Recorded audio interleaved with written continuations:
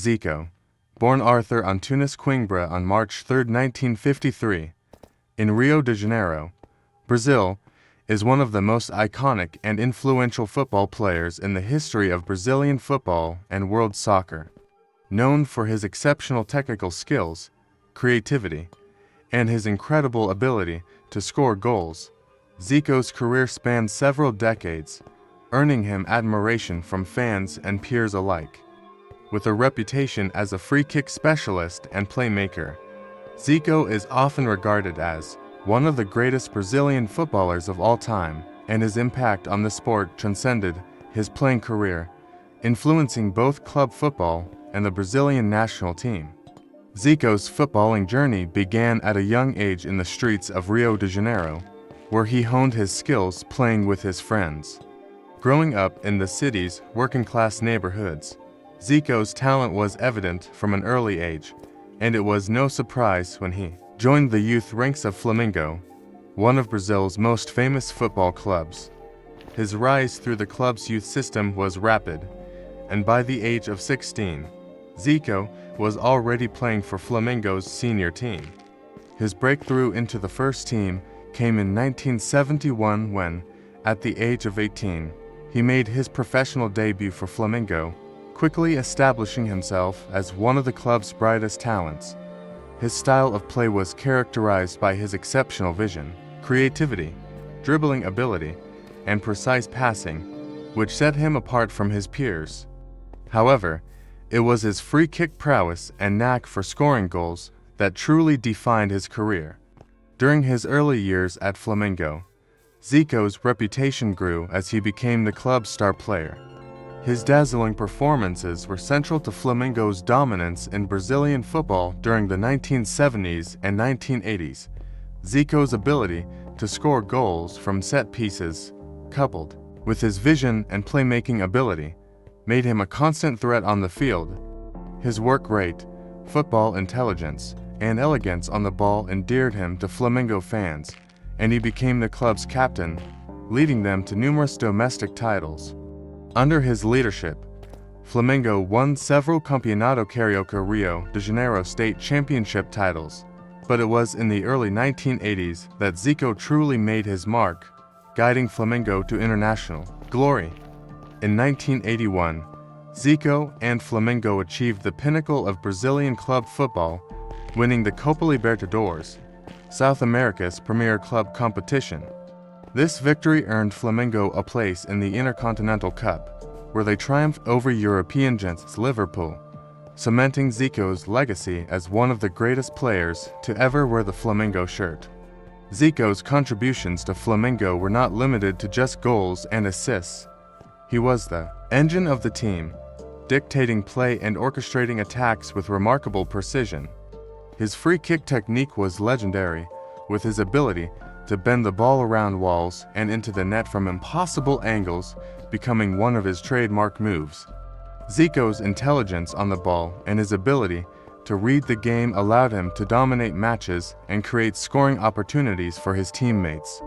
His partnership with other key players such as Junior, Leandro, and Nunes formed one of the most potent attacking units in Brazilian football history. Flamengo's success during this era, with Zico at the heart of it, made the club one of the most powerful teams in South America, and it was clear that Zico was the heartbeat of the team. Internationally, Zico was equally as impressive, representing Brazil with distinction throughout the 1970s and 1980s. His first appearance for the national team came in 1976, and he quickly became a key figure in Brazil's midfield, showcasing his flair, vision, and goal-scoring ability. Zico's natural talent, combined with his technical skills and tactical awareness, made him a perfect fit for the Brazilian style of play. Despite his brilliance, Zico's international career was marked by heartbreak, particularly in the World Cup tournaments of the 1980s.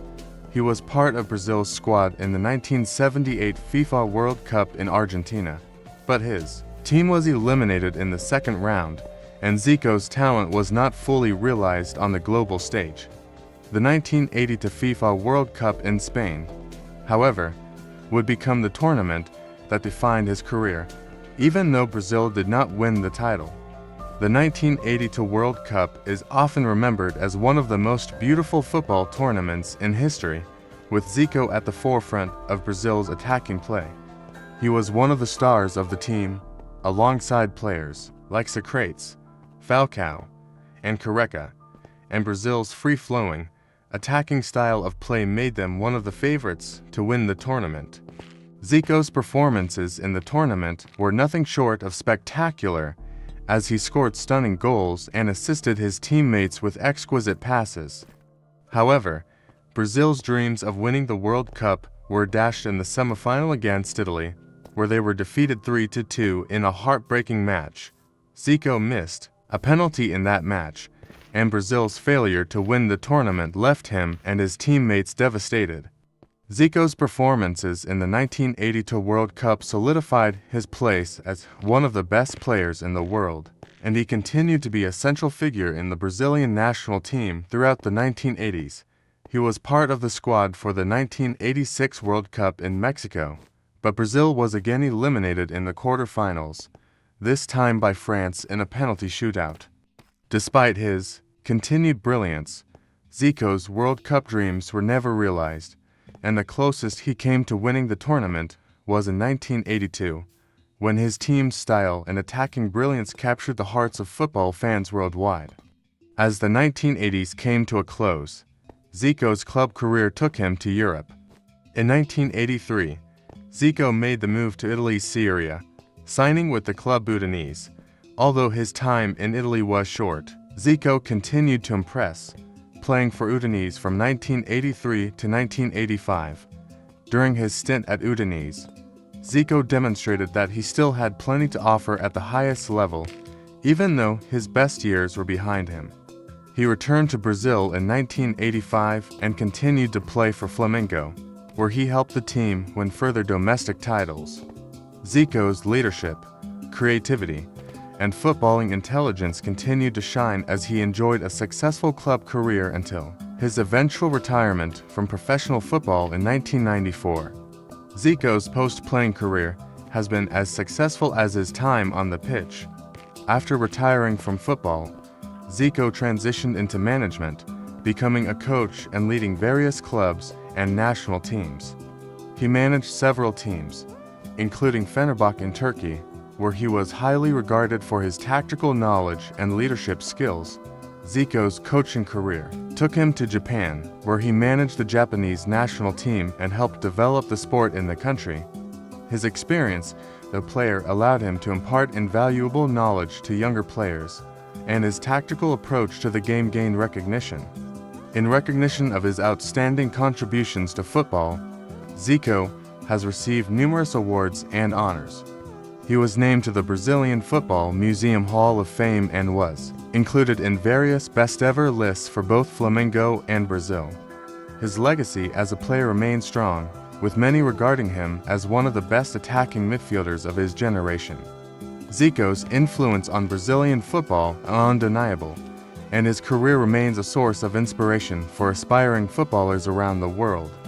His exceptional technical ability, vision, and leadership on the pitch made him one of the most admired and beloved figures in the history of the sport. While Zico's World Cup dreams may have been unfulfilled, his impact on football and his contributions to the game will be remembered for generations to come.